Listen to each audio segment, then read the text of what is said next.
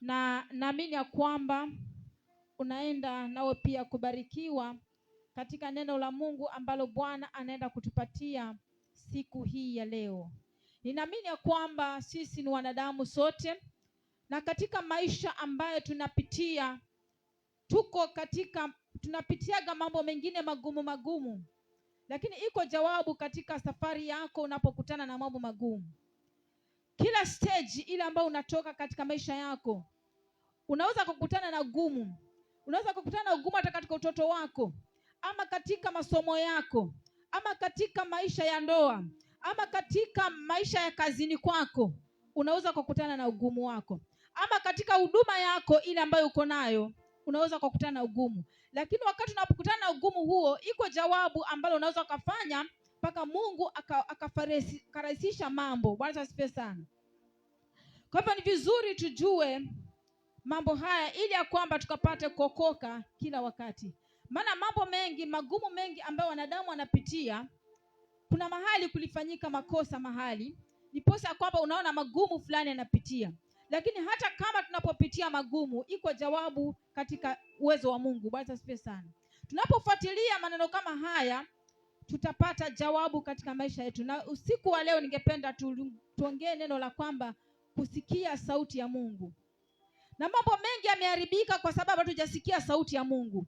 Vilio vingi vimepatikana katika maisha yetu kwa sababu ya kutosikia sauti ya Mungu.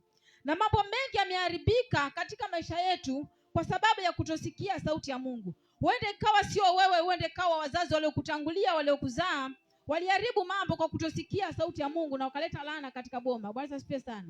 Wakaleta uchungu katika boma, wakaleta ugumu hata katika maisha yako mwenyewe. Ili iko na chanzo chake, lakini iko jawabu ambalo tukilifuatilia tunaenda sawa. Na hata wewe mwenyewe kama watu waliharibu, lakini wewe mwenyewe kwa upande wako fanya bidii kusikiliza sauti ya Mungu kwa bidii, na ufuate maagizo yake, na mambo mengine hayatakupata katika maisha yako. Bwana asifiwe sana. Hiyo ndio jawabu tu pekee yake. Wanadamu wamekuwa na shingo gumu. Wakati Mungu anapoongea maneno hawataki kusikia. Wanapopewa amri za Mungu wazifuate, wanakataa kusikia. Na jibu yote ya maisha yetu, ama urahisi wote wa maisha yetu, uko katika kufuata maagizo ya Mungu. Bwana asifiwe sana. Tunapoyafuata maagizo ya Mungu, maisha atakuwa na amani kabisa kabisa.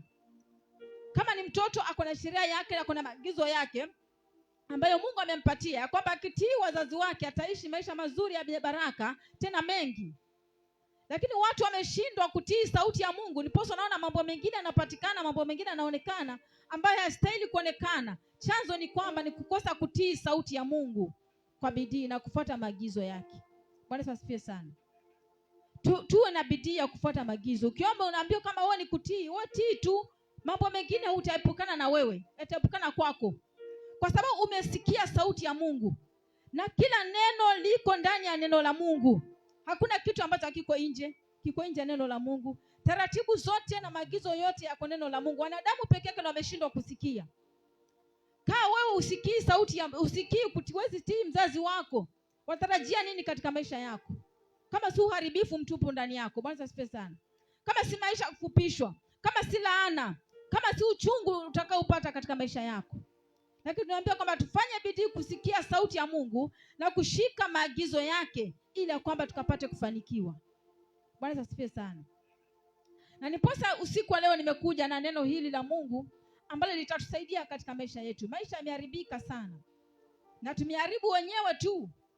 Mungu amekwambia fanya hivi, ufanye hivyo. Usiibe, unaiba, unachomwa. Bwana asifiwe sana. Usiabudu Mungu mwingine, unaabudu miungu mingine, unaingiza mambo mengine katika maisha yako ambayo haistahili. Achana na hilo, unashikana hilo ambalo Mungu amesema usishike. Hilo ndio unalishika na linaenda kukuharibu. Bwana asifiwe sana. Usiibe, usizini, usifanye hayo yote. Hayo yote hatusikii sauti ya Mungu. Haya ambayo Mungu amesema tusifanye ndio tunafanya. Na ndio maana unaona kwamba dunia imekuwa mbaya. Maisha yamekuwa mabaya kwa kukosa kusikiliza sauti ya Mungu na maagizo yake. Lakini Biblia inasema kwamba tutakaposikiliza sauti ya Mungu kwa bidii na kufanya kama vile anavyotaka maagizo yake, basi maisha yetu yatakuwa na amani siku zote. Wala laana zitapatikana tena katika maisha yetu. Tutokapo na tuingiapo itakuwa ni baraka tupu. Tukiingia mjini itakuwa ni baraka. Tukienda mashambani itakuwa ni baraka. Lakini haya yote kwa nini katika maisha yetu ni kukosa kusikia sauti ya Mungu na maagizo yake. Siku ya leo tafuta kujua maagizo ya Mungu. Kama Mungu amekataa usiabudu miungu mingine, basi usiabudu miungu mingine. Lakini ukienda kinyume na maagizo ya Mungu, basi maneno mabaya yatatupata katika maisha yetu. Na maisha mengi yameharibika. Bwana asifiwe sana. Unapata kama ni bibi na bwana, watu wanapigana kila wakati. Kumbe watu wamekosa kusikia sauti ya Mungu vile inavyosema. Nimekwambia utii, hutaki kutii. Nimekwambia unyenyekee, hutaki kunyenyekea. Nimekwambia upende, hutaki kupenda. Hasa vurugu inakutokea mahali hapo. Mume hataki kusikia maagizo ya Mungu vile Mungu anavyosema, hataki kuangalia familia yake. Mwanamke hataki kutii mume. Hiyo maagizo ya Mungu tumeyaweka kando, na sasa kumekuwa ni vurugu na ficha tubu katika maisha yetu. Bwana asifiwe sana. Unaenda kazini, bosi hutaki kumsikia, na Bwana anasema heshimu mkubwa wako, heshimu bosi wako, waheshimu wanaowaongoza. Hatutaki kufanya hayo mambo yote, na machafuko ya maisha yanaingia katika maisha yetu. Bwana asifiwe sana. Lakini tunapokutana na hayo yote, kwa sababu tulikaa hatukuwa tunaelewa ama hatukujua, pengine iko jawabu pia. Iwapo umekutana na mambo kama hayo kwa sababu ya kutoshika amri za Mungu, ukakutana na machungu kama hayo, iko jawabu pia. Bwana Yesu asifiwe sana. Napendezwa na mzee mmoja pale kwetu. Yeye wakati anapeleka mtoto wake shuleni, alikuwa na wimbo anaujua, alikuwa anamwimbia. Anamwambia wimbo, lakini wimbo kuna mafundisho yake. Anamwambia kwamba mtoto wangu, unatoka hapa unaenda nchi ya mbali, pengine anaenda boarding school hivi. Anamwambia chukua hili jina la Yesu likusaidie katika maisha yako. Katika njia yako unapoenda, enda na hili jina, litakusaidia maishani mwako. Kila wakati akafikia wakati wa kuolewa, anampatia wasia huo. Anamwambia hili jina la Yesu ndio zawadi nimekupatia. Nenda nalo katika safari yako ya ndoa, nalo litakusaidia. Nenda nalo katika safari yako ya masomo, litakusaidia. Nenda nalo katika safari yako ya huduma, hili jina litakusaidia. Bwana asifiwe sana. Hasa yeye alikuwa anamwimbia huo wimbo, unasema ya kwamba wacha nikauimbe tu. Lakini maana yake nimeshakuelezea maana yake ni gani. Hata nikuimbe utakuburudisha tu, maana yake nimeshakwambia maana yake ni gani. Bwana asifiwe sana. Wimbo wenyewe unasema hivi. Anamweka mtoto wake hapa chini, anamwambia Dwairina ja Yesu mwanapo, jichakute siya charonyi. Dwairina ja Yesu sangao, jichakute siya charonyi. Jichakute siya charonyi. Jichakute siya charonyi. Jichakute siya charonyi. Jichakute siya charonyi. Dwairina ja Yesu sangao, jichakute siya charonyi. Jichakute siya charonyi. Jichakute siya charonyi. Bwana asifiwe sana. Hata huu wimbo anamwambia chukua ile jina la kama ngao yako. Unapoenda shuleni pale bodini, litakusaidia katika maisha yako. Maanake pale utakutana na mambo, utakutana na madevil worship mahali pale. Lakini jina la Yesu ili ukilitumia litakusaidia safari yako ya masomo. Bwana asifiwe sana. Ukiingia katika ndoa, chukua hili jina mwanangu, nimekupatia liwe ngao katika maisha yako. Tembea nalo katika safari yako ya ndoa. Ukikutana na magumu yoyote yale, itia jina la Yesu na litakusaidia katika maisha yako. Kwa hivyo mzee alikuwa anapatia wasia wake, anamwambia sina zawadi nyingine baba, mama, mwanangu, zawadi ni hii nakupatia. Jina la Yesu nimekupa liwe ngao lako, litumie kila wakati. Unapokutana na magumu yote, litakusaidia katika maisha yako. Bwana Yesu asifiwe sana. Na kweli ile mtoto aliishi vizuri, akafikia katika ndoa pia, akamwimbia huo wimbo huo. Na namwambia hivi vile anavyosema hivi. Anawimba hivyo akisema hivi, lakini unaingia ndani ya roho yake. Na imemsaidia huyo mtoto, anajua jina la Yesu ndio pekee yake ndio zawadi ambayo nilipewa na mzazi wangu. Katika maisha, safari yangu ya chochote kile ninachofanya. Akawa ni mwimbaji. Pia babake akamwambia siku hizi baba anaimba. Akamwambia basi wimbo ni ule na kuimbia tena.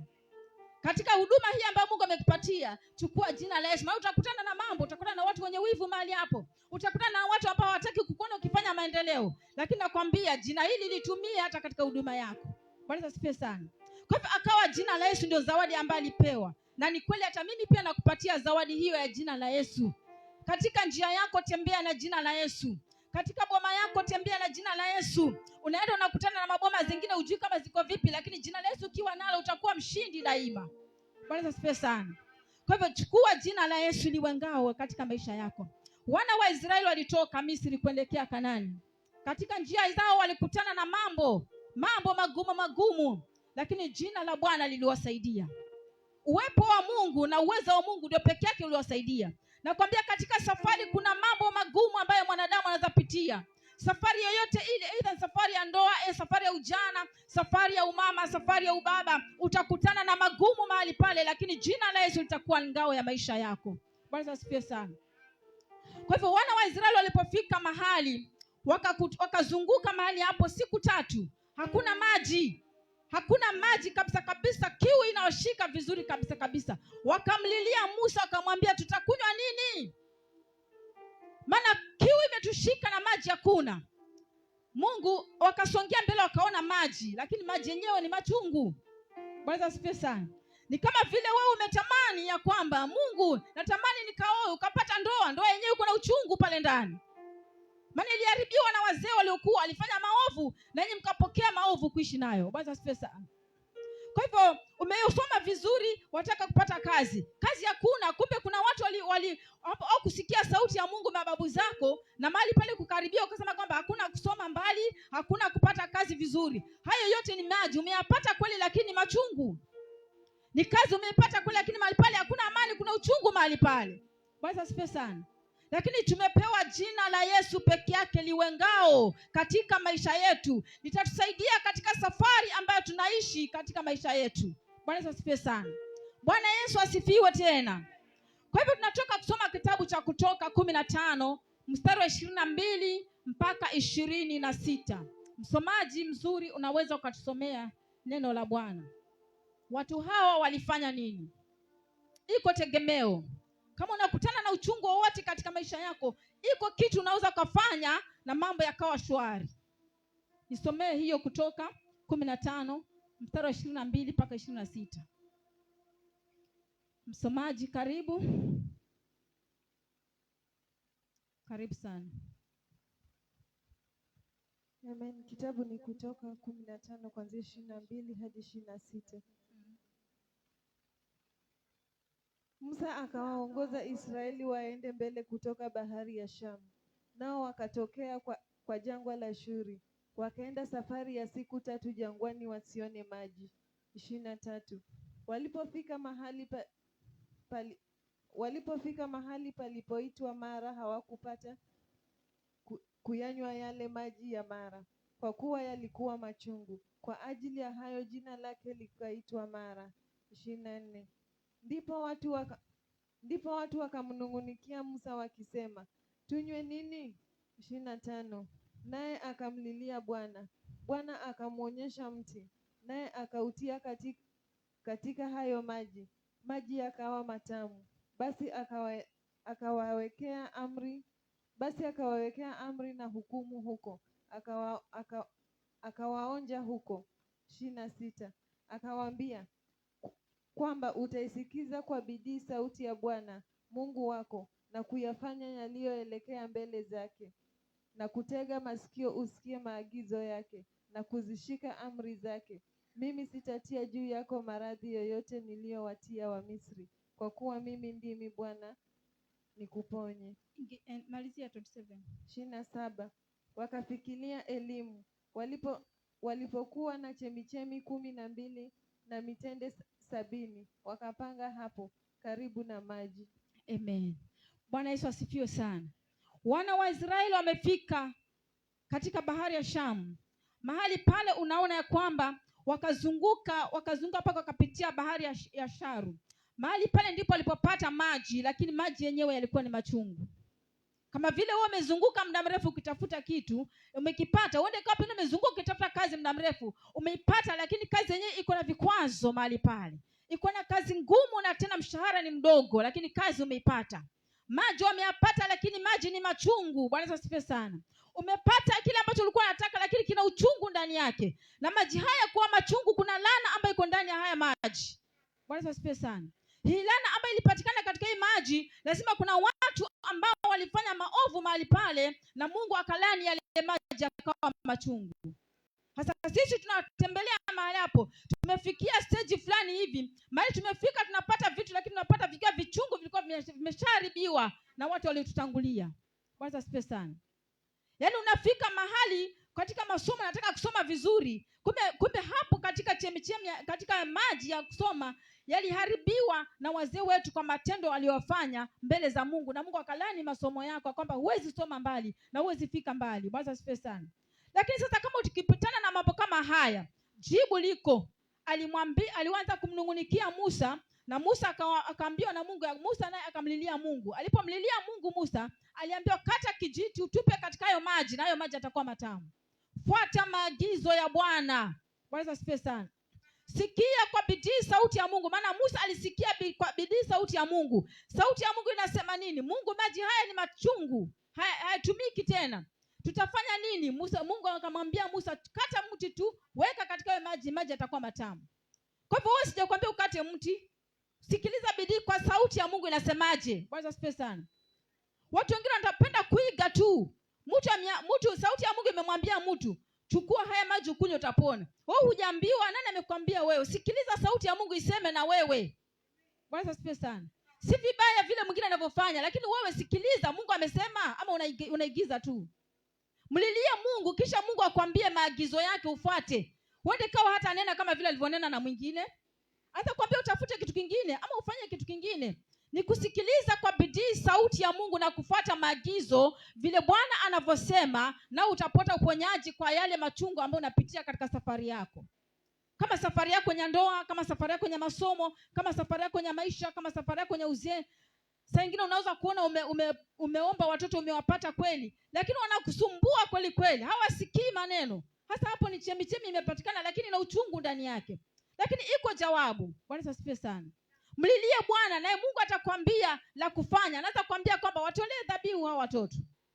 Anaweza kukwambia lolote lile atakalokuambia. Wewe kazi yako ni kusikiliza. Katika hii hali Mungu amesema fanye nini?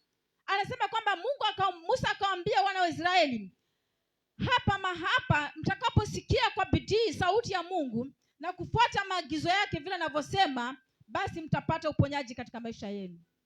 Bwana asifiwe sana. Je, wewe umesikia sauti ya Mungu na umeifuata vile inavyosema? Maana katika kukosa kusikia sauti ya Mungu, hapo ndipo ubaya unaanzia mahali hapo. Adamu na Eva waliambiwa usikule matunda ya katikati. Hiyo ndio maagizo ya Bwana na hilo sauti ya Mungu ilivyosema. Lakini wao walikula matunda bila Mungu kuambia. Na sasa Mungu akamwambia, mko wapi Adamu? Akasema tuko hapa, mmefanya nini? Ama mmekula matunda ambayo nimewaambia msikule. Mmekosa kufuata maagizo ambayo nimewaambia. Basi laana ikaingia ndani yao. Kwa kukosa kusikia na kushika maagizo yale ya Mungu ambaye anasema. Bwana asifiwe sana. Kwa hivyo kuna hatari iwapo wewe utafanya yako mwenyewe ambayo hayaambatani na maagizo ya Mungu. Utaingia katika ubaya, utaingia katika hatari zingine, utaharibikiwa na maneno mengi, utakuwa na vilio vingi kwa sababu ya kutotii sauti ya Mungu. Angalia laana iliingia duniani, vifo vikaingia duniani, magonjwa yakaingia duniani kwa sababu tu ya kutosikia sauti ya Mungu. Kama tungekuwa tunasikia sauti ya Mungu vizuri na kufuata ile maagizo amesema, basi magonjwa hawezi ingia. Hata Biblia inasema kwamba katika Kumbukumbu la Torati 28, mtakaposikiliza kwa bidii sauti ya Mungu na kufuata maagizo yangu, basi mtabarikiwa. Laana hazitakuwa ndani yenu, mtaitwa wabarikiwa. Wala hamtapungukiwa hata kapu la chakula chenu nyumbani mwenu, hamtapungukiwa na chochote. Mtokapo mwingiapo mtakuwa ni baraka tupu. Mtabarikiwa katika maongeo ya ng'ombe zenu na mifugo zenu, zitakuwa zinaongezeka. Lakini kwa nini ya vitu vyote hivi ambavyo Mungu ametabiri havionekani? Tumekosa kusikiliza sauti na maagizo ya Bwana vile anavyosema. Bwana asifiwe sana.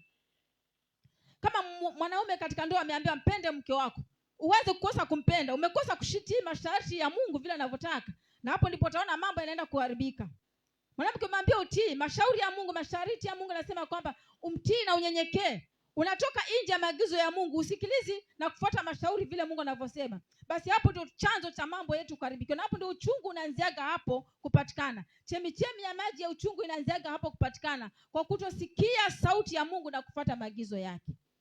Bwana asifiwe sana.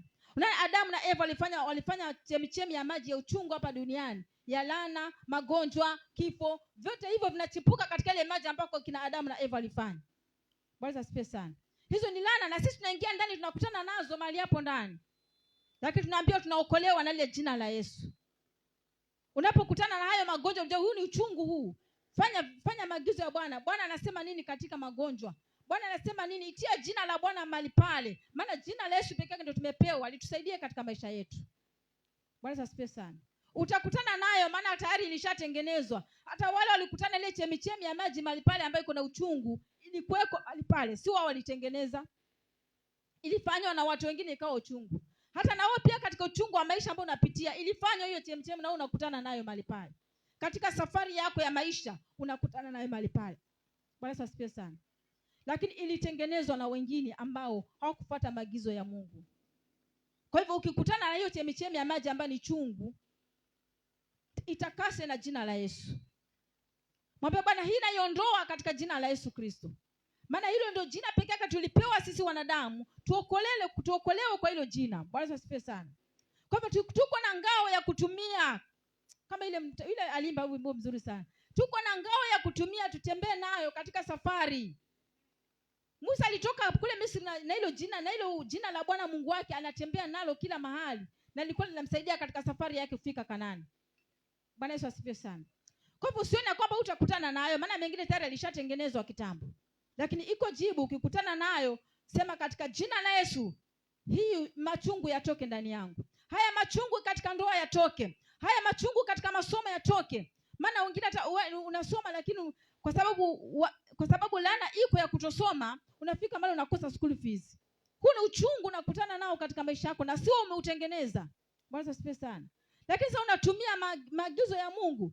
Bwana ametuambia tutumie jina lake. Kwa hivyo tumia hilo jina la Yesu, litakusaidia katika maisha yako. Bwana asifiwe sana. Kwa hivyo Mungu wetu, na wewe pia usio mtu wa kutengeneza chemichemi za maji machungu. Maana na wewe pia unaweza kutumika. Iwapo utashika sheria za Mungu na maagizo yake katika maisha yako, utasababisha ambia machungu mengine yapatikane katika maisha yako. Tukilani zile ambazo chemichemi ziko tayari za uchungu, na tena wewe unaendelea kutengeneza zingine kwa kukosa kusikiliza sauti ya Mungu na kufanya maagizo yake. Bwana Yesu asifiwe sana. Kwa hivyo Musa aliwaambia ya kwamba iwapo mtafanya bidii kusikiliza sauti ya Mungu na kushika maagizo yake, mimi ndiye Mungu niwaponyaye. Bwana Yesu asifiwe sana. Maana tayari ameshaonyesha mfano pale, ameponya ile maji. Kwa hivyo ishara hiyo mmeonyeshwa tayari, Mungu ana uwezo wa kuponya mahali ambapo kuna maji machungu. Mahali ambapo kuna uchungu katika maisha yako, kuna ugumu katika maisha yako, jina la Yesu liko hapo karibu na wewe. Litumie tu, litakusaidia katika maisha yako. Bwana asifiwe sana. Waweza kukutana na magonjwa katika maisha yako, yakemee kwa jina la Yesu, yataondoka. Maana kuyapata waweza kuyapata mara yalitengenezwa, lakini tuko na nguvu ya kushinda hayo yote. Kwa hivyo usishtuke ukasema kwamba si mimi nimeokoka. Wewe umeokoka, ukikutana nayo ni vita, unapambana. Na ukipambana utashinda. Maana hiyo ni ahadi ya Bwana aliyotuambia sisi. Bwana asifiwe sana. Kwa hivyo usije ukasema si nimeokoka, mbona napitia hivi? Jina la Yesu liko mahali pale kama ngao yako kukusaidia. Hata yeye mwenyewe alisema kwamba sijakuja kuondoa shetani, nimekuja kumshinda. Kwa hivyo ni wewe uchukue jina la Yesu umshinde hiyo shetani. Kushinda yote magumu yote ambayo yalifanywa na mababu zetu, ambayo uliyafanya mwenyewe kwa kutoelewa, kwa kutojua sheria za Bwana na kuzishika hizo sheria za Mungu. Zinakusababisha kwamba unapitia machungu mengine, unapitia hali zingine ngumu. Tafuta maagizo ya Bwana anasema nini. Ukifuata tu hapo hayo maagizo ya Bwana na kufanya vile neno la Mungu linavyosema, wewe hutakuwa na shida. Yaani neno la Mungu linaomba mtii mzazi wako, na ushike hilo na utii hivyo. Uendelee na hilo neno kutii. Ukimwona mzazi unamtii, ukimwona mtu mkubwa unamheshimu. Maisha yako hatakuwa na shida yote. Hakutakuwa na uchungu wowote iwapo tutashika maagizo ya Bwana na kuyafuata kama vile anavyosema. Kwa hivyo dunia tumeharibu wenyewe, maisha tumeharibu wenyewe, kila kitu tumeharibu sisi wenyewe tu. Lakini neno la Bwana jibu limekuja kwamba ukitaka maisha yawe rahisi tu, yawe tu vizuri tu hivi, fuata maagizo ya Bwana na sheria zake. Na sheria za Mungu ziko katika neno la Bwana. Maagizo yako katika neno la Bwana. Wanadamu wenye shingo ngumu tumekuwa ngumu kushika neno la Bwana na maagizo yake. Ndiposa tunapitia hali ngumu na mateso mengi. Bwana asifiwe sana. Kutumia jina la Yesu pia wengine hawataki kutumia. Wanaenda kutumia majina mengine ambayo hana utukufu. Bado wanazidi kuongeza uchungu katika maisha yao, na wanatengezea wengine ambao nyuma pia uchungu mwingine katika maisha. Lakini Bwana anasema kwamba iwapo mtasikiliza kwa bidii sauti ya Mungu na kufanya na kushika maagizo yake na kushika hukumu zake na kufanya kama vile anavyotaka, mtabarikiwa. na shida zitapungua katika maisha yako, matatizo yatapungua katika ndoa yako, laana zitatoka katika maisha yako, na utaitwa mbarikiwa. Shika maagizo ya Bwana. Sikia neno limesema tii. Kama neno limesema kwamba fanya kwa bidii, fanya kwa bidii. Kama neno linasema kwamba fanya hivyo, fanya hivyo. Utakutana na uwepo wa Bwana. Utashangaa kana kwamba unaishi paradiso na uko duniani. Maana amani ya Mungu itapungua ndani ya moyo wako. Kile unachokishika kinabarikiwa. Lolote utakalofanya linabarikiwa. Ukienda mjini unafuga ng'ombe na mbuzi zinabarikiwa male. Utakuwa tajiri hata ukiwa shambani. Hata ukiwa mjini pia unapokelewa na kazi nzuri nzuri. Unakuwa tu tajiri tu mahali popote ukikaa. Wewe mwenyewe unachagua tu nikae mjini ama nikae mashambani. Mahali popote pale unakuwa na baraka za Bwana. Lakini mambo haya yote hayaonekani kwetu kwa sababu sheria za Bwana hatuzishiki, hukumu za Mungu hatuzishiki. Maagizo yake hatuyafanyi kama vile anavyotaka. Tugeuke basi tuone paradiso ikiwa hapa duniani kuanzia leo kwa kusikia na kutii sheria ya Bwana. Bwana asifiwe sana. Wapo kiongozi anasema kwamba karibuni katika nyumba ya Bwana mketi msikilize neno la Mungu. Unaona tu mtu anafanya vile anavyotaka. Naambia tumtii yule ambaye amesimama mbele yetu. Kwa kumtii tumetii Mungu. Bwana asifiwe sana. Ukishika hayo, hata nena vibaya, hata tamka laana kwako, ataenda tu mambo yanaenda tu shwari. Na hizo ndizo baraka ambazo Mungu anataka tuishi nazo. Fanya bidii kutii sauti ya Mungu. Maagizo yake uyashike. Sauli aliangamia kwa kukosa kutii tu sauti ya Mungu. Sauti ya Mungu inakwambia kwamba nenda kaangamize. Maagizo unapewa, nenda kaangamize kila kitu. Unaenda kuangamiza, unabakisha vingine. Na sio sauti ya Mungu hiyo. Angalia paka Mungu akamkataa, laana ikaingia ndani yake. Matatizo yakaanza katika maisha yake. Na kitu kidogo tu, fanya vile Mungu anavyosema. Kama ni kuangamiza, angamiza vyote. Kama kung'oa, wang'oa, bakisha vingine, kwa hivyo vingine vitakusumbua na vitakuletea shida katika maisha yako. Kama Bwana amesema ni kung'oa zote. Sibakishe ati ni nzuri na iacha. Ati hii mila yako tu ni nzuri na iacha. Ng'oa, fagia kila kitu, ni Bwana ndiye amesema. Kwa kufanya hivyo basi utaona Mungu akitembea pamoja na wewe. Fuata maagizo ya Bwana, shika sheria zake, shika hukumu zake. Unafanya mambo tu hata usiki hukumu ya Mungu ndani yako. Mungu anasema nao hiki tunaifanya si nzuri, lakini wewe unatembea nayo tu, itakuharibu. Inaleta shida katika maisha yako, inaleta uchungu katika maisha yako. Kwa hivyo mambo mengi tumepitia, hata mwenyewe ukiangalia vizuri, yamesababishwa na sisi wenyewe. Tumetoka nje ya sheria ya Mungu, tumetoka nje katika maagizo ya Mungu, tunafuata maagizo yetu wenyewe na akili zetu wenyewe. Na hapo ndipo tunaangamia. Na hapo ndipo tunakosa amani katika maisha yetu. Hapo ndipo tunakaa. Kwani hata bosi akikwambia neno unakataa kusikia, na anambia tuatii wanaotuongoza, tuatii wale mabosi wetu. Bosi anakuambia mimi pia si binadamu kama mimi, kwani lazima nimsikie? Hapo unatafutwa kazi na utapata shida. Hata kupenda, hata kupata cheo. Sasa unaona unahangaika tu hapo, unazunguka tu hapo. Bwana asifiwe sana. Kwa sababu ya kutotii sheria ya Mungu. Lakini ukitii, ukiheshimu, utapandishwa cheo, utaongezwa mshahara, utapendelewa. Mambo hayo yote yatakuwa ni yako. Bwana asifiwe sana. Tushike sheria ya Mungu. Iwapo unataka kufanikiwa maisha, iwapo unataka kuishi na Mungu ndani ya moyo wako katika maisha yako, shika maagizo yake na ushike sheria zake na hukumu zake. Kama amenena kitu kwa moyo wako hataki, achana nacho. Hiyo ni hukumu ya Mungu. Inakuhukumu lakini hutaki kusikia. Inakwambia kabisa hayo unayofanya si mazuri, lakini unaipaka tu mafuta na ni dhambi tayari. Unafanya lakini ujue kwamba matatizo ndio utakutana nayo katika maisha yako. Bwana asifiwe sana. Lakini iko jawabu. Jina la Yesu litumie mahali hapo, utapona. Maji haya yaliponywa tu na mti ambayo kamuti kadogo tu. Musa aliambiwa kata huo mti uweka hapo ndani. Maagizo tu, si kwamba ni ule mti, ni maagizo tu anafuata mtu. Bwana asifiwe sana. Kwa hivyo tuwe watu wa kushika maagizo ya Mungu na tufanye kama vile inavyotakikana. Kuna mtu mmoja hapa katika Biblia ya Bwana.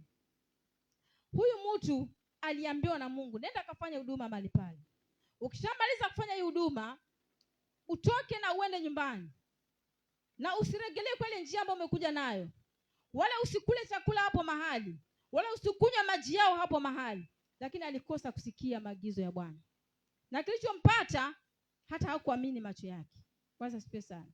Na ni mtu ambaye ni mtu wa Mungu, ameokoka, anamtumikia Mungu. Mungu anakutuma, nenda mahali pale, ufanye ile kazi, lakini usichukue chochote mahali pale. Wewe ufike mahali pale uchukue. Utakuletea shida, utatuletea uchungu katika maisha yako. Utatengeneza mara katika maisha yako. Bwana asifiwe sana. Mzee huyu anapatikana katika kitabu cha Wafalme katika kitabu cha Wafalme wa kwanza 13 mstari wa 7 mpaka 10.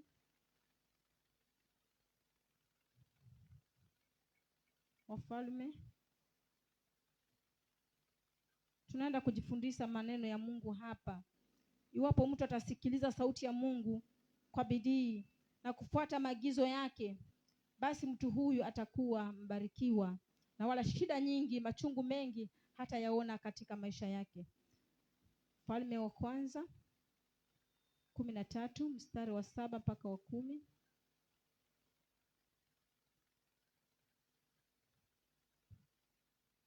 Msomee. Amen. Wafalme wa kwanza 13 kuanzia 7. Mfalme akamwambia mtu wa Mungu, karibu nyumbani kwangu ujiburudishe, nami nitakupa thawabu. 8. Mtu wa Mungu akamwambia mfalme, ujaponipa nusu ya nyumba yako, sitaingia pamoja nawe, wala sitakula chakula, wala sitakunywa maji mahali hapa. 9. Maana ndivyo nilivyoagizwa kwa neno la Bwana, kusema, usile chakula chochote wala usinywe maji, wala usirudi kwa njia ile uliyoijia. 10. Basi akaenda zake kwa njia nyingine, wala hakurudi kwa njia ile aliyoijia Betheli. Endelea. 11. Basi nabii mmoja mzee alikuwa akikaa katika Betheli, na wanawe wakamwendea wakamwambia kila neno alilolitenda yule mtu wa Mungu siku ile katika Betheli, na maneno aliyomwambia mfalme. Hayo nayo walimwambia baba yao. 12. Baba yao akawaambia, amekwenda zake kwa njia ipi? Kwa maana wanawe walikuwa wameiona njia ile aliyoiendea yule mtu wa Mungu aliyetoka katika Yuda. 13. Akawaambia wanawe, nitandikieni punda. Wakamtandikia punda, naye akapanda. 14. Akamfuata mtu wa Mungu, akamkuta ameketi chini ya mwaloni. Akamwambia, je, wewe ndiwe yule mtu wa Mungu aliyetoka katika Yuda? Akamwambia, mimi ndiye. 15. Akamwambia, karibu kwangu nyumbani ule chakula. 16. Naye akamwambia, siwezi kurudi pamoja nawe, wala kuingia pamoja nawe, wala sili chakula wala sinywi maji pamoja nawe hapa. 17. Kwani nimeambiwa kwa neno la Bwana, usile chakula wala usinywe maji huko, wala usirudi kwa njia ile uliyoijia. 18. Akamwambia, mimi nami ni nabii kama wewe, na malaika akaniambia kwa neno la Bwana kusema, mrudishe pamoja nawe nyumbani kwako, ale chakula, akanywe maji. Lakini alisema uongo. 19. Basi mtu yule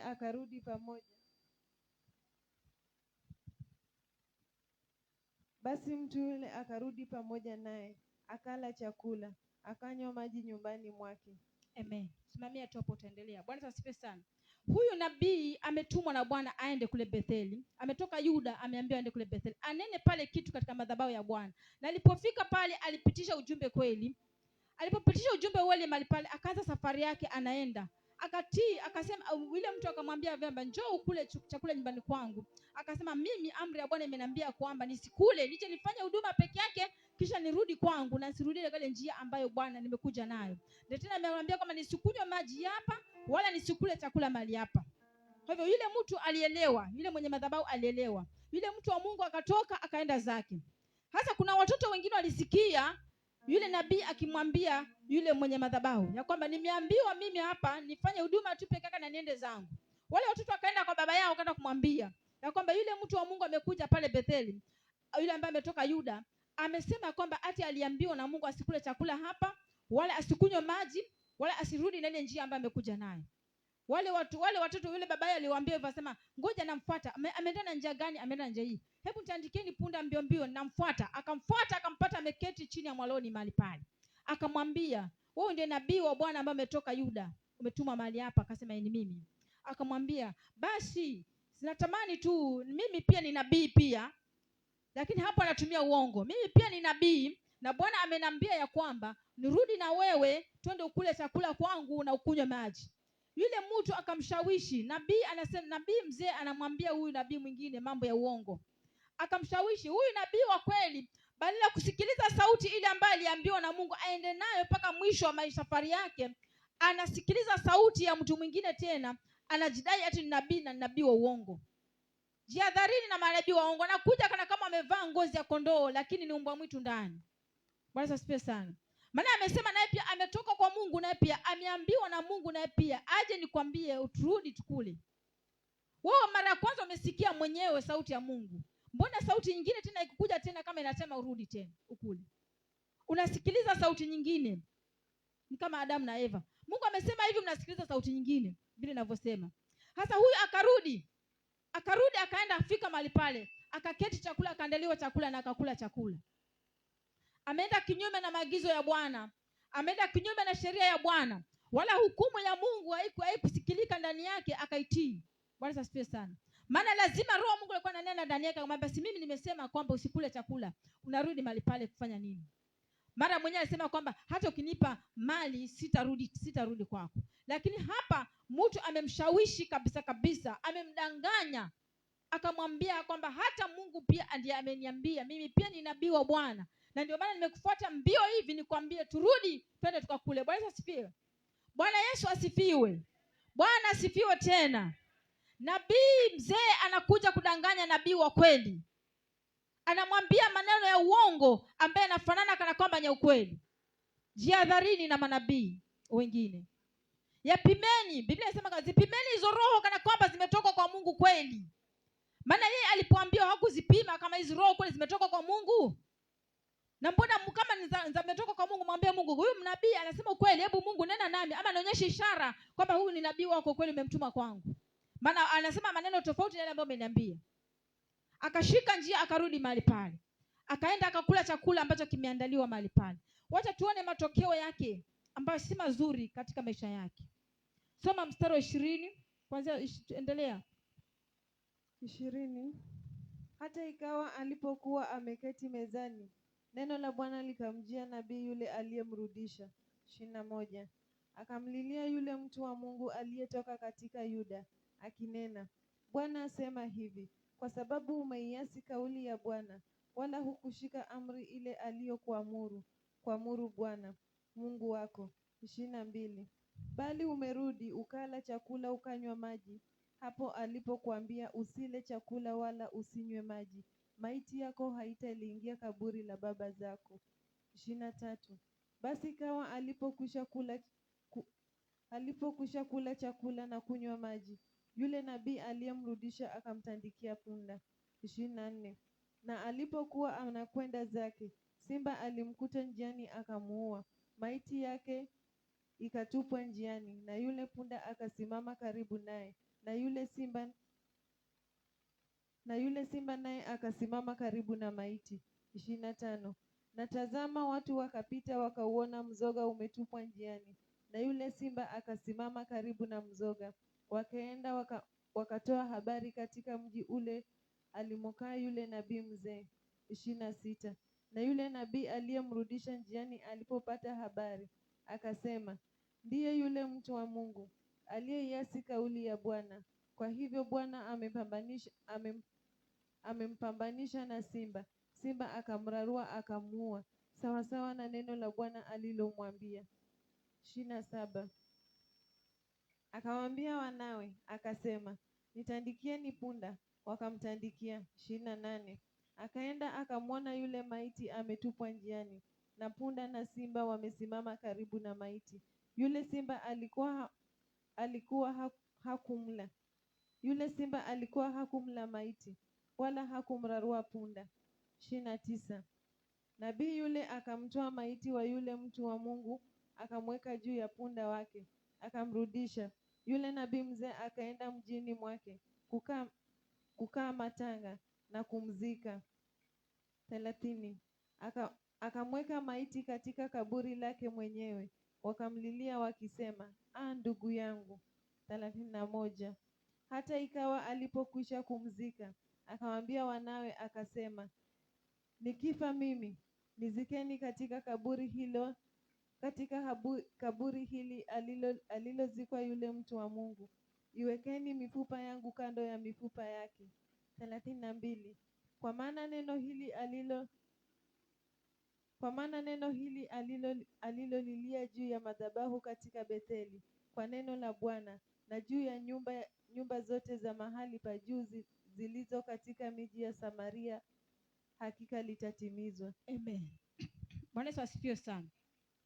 Tunaona ya kwamba mtu huyu wakati hakusikia sauti ya Bwana na akaregeshwa na nabii mzee ambaye ni nabii mwongo, alipokula chakula mahali pale, yule nabii mzee ambaye ni nabii mwongo, Mungu akanena naye akamwambia kwamba mwambie huyu mtu sasa, huyu mtu wangu mwambie sasa. Huyu sana nabii wa ukweli. Sasa anasema ukweli.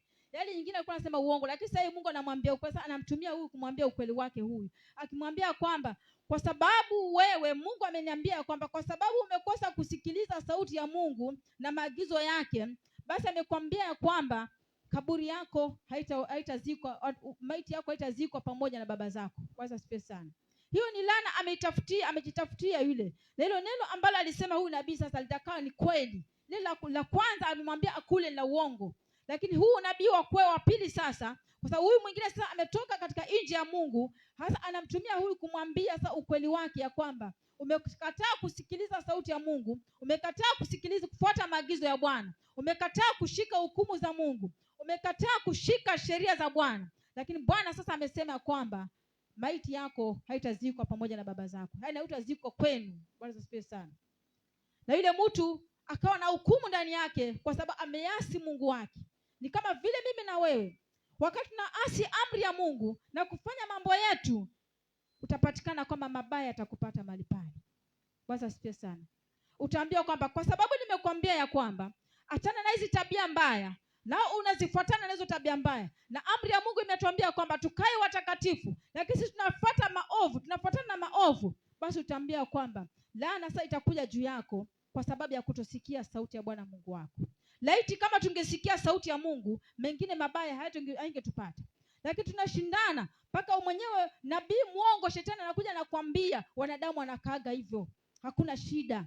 Wewe tembea tu vile unavyotaka, fanya tu vile unavyotaka. Mahali pale utakutana, kama Mungu amekataa usherati, wewe unafanya tu na Mungu amesema usifanye, utakutana na ukimwi mahali pale. Itakuwa ni laana kwako. Bwana asifiwe sana. Na Mungu atakwambia yule shetani atakwambia siliambia wewe usiwe unafanya hivi na usimefanya. Basi Bwana amesema kwamba zawadi yako ndio hii. Na zawadi nayo ni mambo mabaya. Bwana asifiwe sana. Tushike sheria ya Mungu na tupate maagizo yake. Tusije tukapotea katika ulimwengu huu. Tusije tukaingiza malaana na mashida katika maisha yetu. Sheria ya Mungu iko, tuifuate tupate kuishi vizuri. Basi huyu nabii mzee akaondoka akiwa kama ambaye amejinyeshea, na kama ambaye amenyeshewa na mvua, maana alijikunja sana kwa kuasi Mungu wake na kusikiliza nabii mzee. Na huyu nabii mzee tena atumike kwa kusema ukweli. Shetani anakudanganya kusema maagizo yake tofauti na maagizo ya Mungu, lakini akishakushika katika ile maagizo yake atakwambia kwamba si wewe umeokoka na Mungu sana anasema hivi na hivi na mbona umefanya. Basi thawabu ya hii, matokeo yake ni hii, chukua nenda zako. Bwana asifiwe sana. Hasa wakati alikuwa anaenda zake sasa, yule mtu wa Mungu kufika mahali akakutana na simba ikamrarua na akakufa. Na hakumula simba, alibaki tu pale pale akimlinda. Na punda hakuliwa na simba. Punda hana makosa. Punda alisimama hapo na simba amerarua na maiti iko hapo imekaa tu hapo. Akajua ile mtu ambaye alienda kumdanganya, akajua akamwambia ile mtu wako kwisha maneno yake. Sawa sawa na neno la Mungu vile lilikuwa linasema. Unajua kwamba shetani anakuinda tu. Manabii wa uongo anakuinda, na ni shetani anakuinda. Ukimsikiliza sauti yake, ukose kusikiliza sauti ya Mungu, ujue matatizo ndio yatakupatikana katika maisha. Machungu ndio yatapatikana. Maji ya machungu ndio yatapatikana katika njia ya maisha yako. Bwana asifiwe sana. Kwa hivyo yule nabii yule mtu akasema kwamba akatandika, alipoambiwa na mtoto wake hivi kwamba yule mtu wa Mungu ajua amelaruliwa na simba. Yeye akajua neno la Mungu kweli limetimia. Yule nabii wa pili nilivyosema kweli umetimia. Kwa hivyo akatandika punda yake, akaenda akabeba hiyo maiti, akaja akaizika mwenyewe, akaweka matanga kwake. Sasa akazika yule mtu wa Mungu, na akasema kwamba yeye pia kikufa azikwe hapo hapo, ili iwe shuhuda kwa watu, iwe shuhuda hata watu wakisema umeona ile mtu pale alizikwa pale, anaitwa hivi na ile, alikuwa ni nabii, alikuwa ametumwa hapa, na ile aliyemdanganya ni huyu, wako hapa karibu wote pamoja. Hata itakuwa kama historia mahali pale, Hata watu wakikuja wanakuwa elezewa, maona pale zile zimekaa karibu karibu vile, maana yake ni hii na hii na hii. Kwa hivyo hilo jambo halitaondoka mahali pale. Bwana asifiwe sana. Itawekwa alama, sema umeona yule alikosa kusikia sheria ya Mungu na matokeo yake ni haya. Bwana asifiwe sana. Kwa hivyo tuwe watu wa kushika maagizo ya Bwana na kufuata sheria zake. Biblia inatuambia ya kwamba Musa aliambia wana wa Israeli ya kwamba Mungu amesema ya kwamba mtakaposhika sheria zangu na maagizo yangu, mimi ndiye Mungu niwaponyaye. Maisha yenu yote nitawaponya kupitia kushika sheria zangu na maagizo yake kuyafuata. Bwana Yesu asifiwe sana. Tufanye bidii kusikiliza sheria ya Mungu. Kama unataka maisha mazuri, maisha baraka, siku nyingi, fanya vile Mungu anavyotaka na utaishi maisha mazuri ya kupendeza ambayo hayana majuto ndani yake. Maana wana wa Israeli walipoponywa yale maji, Mungu akaonyesha kwamba yeye Mungu ndiye anaponya chemichemi za maji machungu. Ni Mungu ndiye anaponyaga uchungu ambao unapitia katika maisha yako. Ugumu wote ambao unapitia katika maisha yako, Bwana ndiye ana uwezo wa kuuponya. Na akaponya yale maji yakawa matamu. Nasemekana mpaka leo yale maji ni matamu. Na wakasonga mbele pale mbele, wakapata chemichemi 12 zenye maji ambayo ni masafi. Kwa hivyo wakati umeponywa maisha yako, pale mbele kuna uzuri mwingi zaidi ambao utakutana nao katika maisha yako. Bwana asifiwe sana. Kwa hivyo tufanye bidii kushika sauti ya Mungu na maagizo yake. Kile Bwana hataki tuachane nacho, na kile Mungu anataka tufanye vile Mungu anavyotaka. Usikubali mtu mwingine aje ageuze neno la Mungu kwa sababu ya kufurahikia kwake, na kufurahikia kwake ni wewe uangamie. Usikubali shetani aje ageuze neno la Mungu ndani ya moyo wako, ama aje ageuze masharti ya Mungu vile neno la Mungu linasema. Anakuja na kugeuzia, anakwambia hii ina shida, hii haina wasiwasi. Msikilize tu, ukose kusikiliza sauti ya Mungu, ujue pale mbele ni shida tu unakutana nazo, matatizo na balaa nyingi utakutana nazo. Kwa hivyo dunia wanadamu wameharibu wenyewe, maisha tumeharibu wenyewe wanadamu, ndoa tumeziharibu wenyewe wanadamu, maisha magumu tumeyatafuta wenyewe mwanadamu, aidha ni wewe ama nyanyako ama babu yako ama wewe mwenyewe. Kwa hivyo neno ni kwamba tusikilize sauti ya Mungu kwa bidii na tufuate maagizo yake. Baraka hizi zote ambazo zimeandikwa katika Kumbukumbu la Torati 28 zitaambatana pamoja nasi. Maisha mazuri, furaha, amani, kila kitu kitakuwa ni chako, itakuwa kama zawadi katika maisha yako. Kwa hiyo fanya bidii kusikia sauti ya Mungu na kufuata maagizo yake. Akikwambia kijana tumika, akikwambia nitoleeni dhabihu nitoleeni, akikwambia njoni mniabudu, sema kwani lazima niabudu? Wewe sema tu, hiyo sauti si ya Mungu hiyo. Mungu amesema muabudu, alikumba ili ukapate kumwabudu. Mtu mwingine na sauti nyingine inakuja na kuambia, nabii mwingine shetani anakuja kukwambia sio lazima. Na hiyo sauti inakuja kukuangamiza. Utaisikiliza lakini mwisho wake itakuangamiza. Na hiyo sauti yenyewe itakwambia kwamba si wewe ni wa mtu wa Mungu na mbona umefanya hayo? Yenyewe ikigeuke tena ije kukwambia ukweli sasa wa mambo yote. Sio umeokoka wewe jamani. Mbona nimekuja nikakwambia ufanye hiki na ukafanya. Baadaye inakurudia tena ile sauti na ukweli. Sasa ukweli wa Mungu ikikwambia kwamba wewe umeokoka, hata ufai kufanya hivyo. Lakini sababu umefanya hivyo, umemwasi Mungu wako na madhara haya yanakupata katika maisha yako. Kwa hivyo usikubali anakudanganya, lakini atakwambia ukweli baadaye. Baada ya kukuweka katika box kama vile huyu mtu alipowekwa akakula chakula, baadaye amemaliza kula ndio mtu anamwambia ukweli wa vile inavyotakikana. Wewe umekosa kusikiliza sauti ya Mungu wako. Mungu amekwambia usikule na umekula, na amemngojea paka akakula, naye mwenyewe ndiye amemdanganya. Kwa hivyo shetani atakuja kudanganya na mwishowe atakwambia neno linasema hivi na hivi na hivi, na ulikuwa unalijua hilo neno. Bwana asifiwe sana. Kwa hivyo usidanganyike na shetani, sikiliza neno la Mungu peke yake. Sikiliza neno la Mungu linasema vipi katika maisha yako. Lisikilize, utembee nalo ili kwamba uponye maisha yako, uponye njia zako na uponye huduma yako. Na Mungu atakuwa mwaminifu katika maisha yako. Utaishi, utatengeneza paradiso hapa duniani. Utabarikiwa, maana wakati unapotia hata wakubwa atakubariki, utakwambia barikiwa mtoto. Lakini shetani anakuja kwambia kwani ni mamako huyu, kwani ni mzazi wako huyu, hata umfanyie hivyo na hivyo. Huyu atakwambia tu, lakini baadaye ukishatusi mtu mkubwa atakwambia kwamba si Biblia inasema kwamba waheshimu hata wale wakubwa. Atakuja tena kukwambia huyo shetani mwenyewe, si neno la Mungu lakini linasemaga tu uheshimu watu wote. Lakini sasa tayari ameshakutengeneza pako karibu kabisa. Yeye anangojeka uharibu afu ndio akuregelee tena na uzuri ule ambao Mungu anataka sasa ukweli. Maana anajua hata Biblia naye pia anakuchezea akili akwambie maneno ambayo hayafai. ahakikisha kwamba umeingia katika mtego, alafu baadaye akwambie ukweli wa neno la Mungu vile ninavyosema. Alafu baadaye utakuwa sasa umebaki na kuchanganyikiwa, utabaki maana tayari umeshadanganywa na ukadanganyika na madhara tayari ameshakupata. Lakini wewe ukae mwerevu, usisikilize mtu mwingine ambaye anapinga neno la Mungu. Usisikilize nabii yote ile ambaye anapinga neno la Mungu. Sikiliza vile anavyosema, useme hii iko nje na neno la Mungu, achane nalo. Kazi yako wewe ni bidii yako ni kwamba unasikiliza neno la Mungu linasema nini, linataka nifanye nini, alafu ufanye kama vile ninavyotaka. Lakini wapo utaweka masikio mengine kando. Hata kule Edeni wangesikia neno akasema kwamba si Mungu ametuambia tusikule, hii inatuambia tena tukule. Maana yake iko vipi sasa hii? Kwani huyu na Mungu nani mkubwa? Wewe mwenyewe chunguza hiyo roho sana, pima mwenyewe na mizani yako na akili zako mwenyewe, utajua ukweli uko wapi. Bwana asifiwe. Wapendwa, tusikie sauti ya Bwana na tushike maagizo yake. Kila atakachofanya Bwana, atakachosema Bwana, tufanye hivyo. Hiyo ni manufaa ya maisha yetu, hiyo ni faida katika maisha yetu, ni faida katika huduma zetu, na ni faida katika shughuli zetu za maisha, ama katika safari ambayo tunaishi katika ulimwengu huu. Shika maagizo ya Bwana na sheria zake, hutajutia maisha yako hata siku moja. Nabii wa kweli kuuliwa tu na nabii muongo Shetani, kwa sababu ya kutosikia. Huyu alikuwa ni nabii kama vile umeokoka, lakini sasa kwa nini atanganywe na mtu mwingine ambako huyo mtu hakutoka kwa Mungu? Hata mtu akija kukwambia Mungu ndiye amesema, mchunguze kweli tena. Kwa nini apinge ile sauti ambayo ya kwanza Mungu amenena na mimi? Kwa nini apinge ile neno la Mungu ambalo Mungu anasema? Anajifanya ni nuru. Hili neno la Mungu lazima likabadilishwa hivi, lazima likafanya. Ni uongo mtupu huo. Wewe sikiliza neno linasema nini, tena kwa bidii. Ulisikilize kwa bidii linasemaje, usije ukageuzwa hilo neno likageuzwa ndani yako. Shetani alikuja akamdanganya Eva, akamwambia Mungu amesema nini? Ule mti mkikula mtajua maarifa yote mabaya na mazuri. Walipojua alikaa wapi? Walifanya nini? Kilichowapata ni gani? Bwana Yesu asifiwe sana. Hata na wewe pia, kama utasikiliza sauti ya Mungu kwa bidii na kufuata maagizo yake, kitakachokupata utakijua mwenyewe na Mungu wako.